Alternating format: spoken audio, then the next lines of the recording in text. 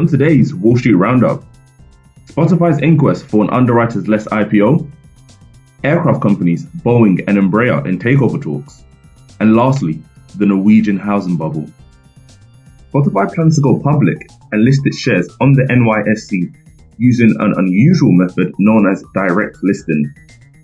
In a direct listing, a company transfers its shares to an exchange without raising money, as is done in a typical IPO. It enables companies to save on the hefty underwriters fees associated with traditional IPOs. However, the exchange must first win the approval from the SEC, who have indicated to Spotify that is likely to approve. The company was valued at $8.5 billion, and its valuation is now closer to $20 billion, making it one of the largest tech companies to debut on a US exchange since Facebook. The SEC has until February the 15th to decide.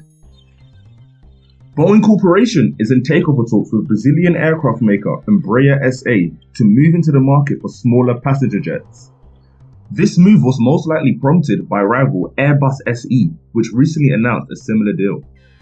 The companies have been discussing a deal that will involve a large premium for the Sao Paulo company, which had a market value of about $3.5 billion before it soared.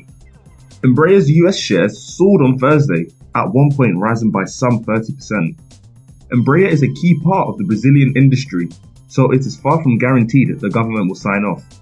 To entice the government, Boeing is willing to protect Embraer's brand, management, and jobs. The two parties are awaiting word from the Brazilian government. A widening gap between house prices and rental costs could be a sign that a correction is right around the corner. The thinking goes that when rising home values fail to trigger a move into the rental market, it may be a sign that households may have unrealistic expectations of further appreciation, a common signal of a market bubble. Moody's Investor Service sees highest risk of housing correction in Norway.